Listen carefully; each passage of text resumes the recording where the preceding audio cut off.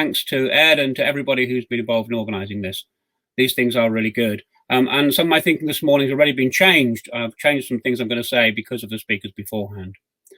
So really, I want just to ask 8 points, or bring up 8 points very quickly, to think about some things that may change. I like the speaker who was saying this morning about in-trauma change, as well as post-traumatic change.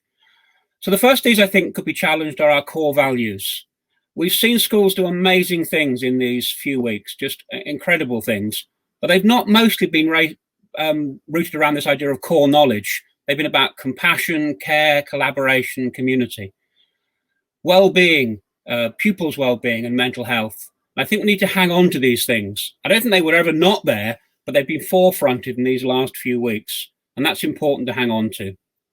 Secondly, collaboration, not competition.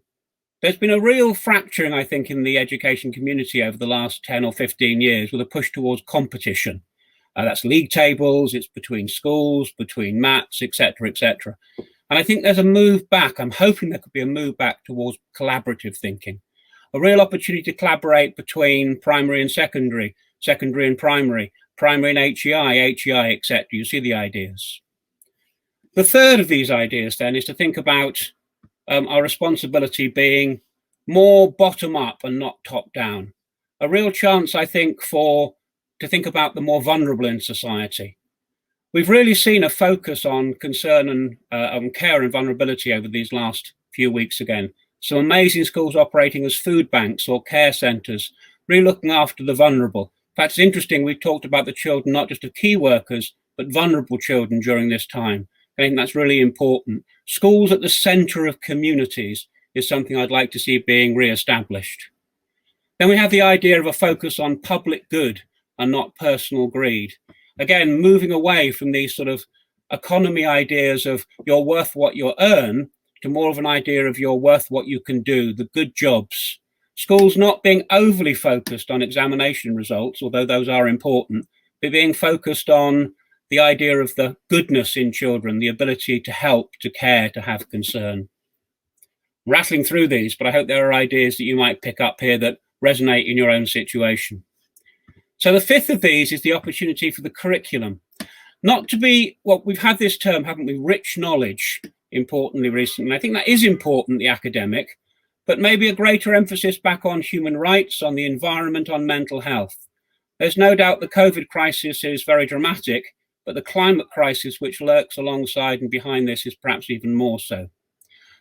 To re-paraphrase a certain ex-prime minister, there is such a thing as society, and schools have a real place at the centre of that. Sixth, the importance of connectivity and our shared humanity.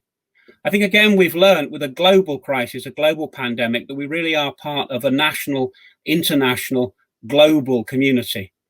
Social media has exacerbated and shared that in a really meaningful way. But I think, again, we need to teach schools, or schools need to teach their children to be part of this wider global community.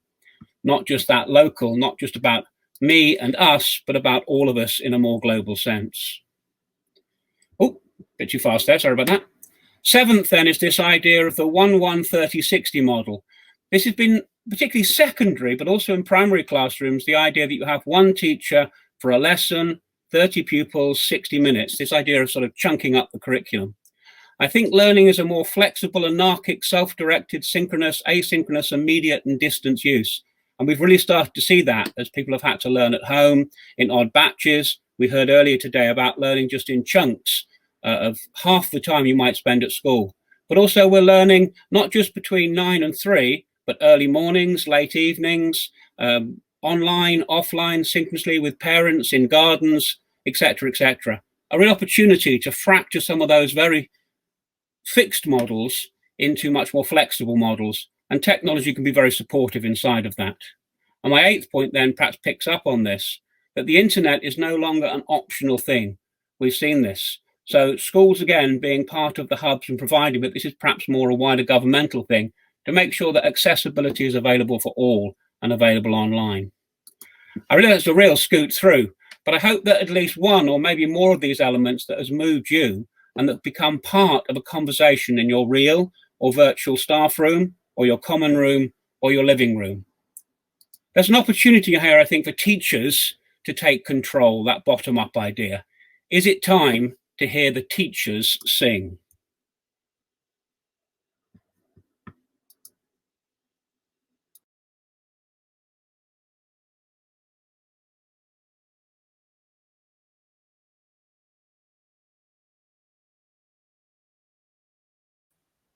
Oh, sorry, Paul. Oh, just rushed to the toilet. Whew, I just made it back. Thank you very much. You can see from the comments there, Paul, there's an awful lot of food for thought from what you were saying there. And I think it is a really brilliant opportunity for us to rethink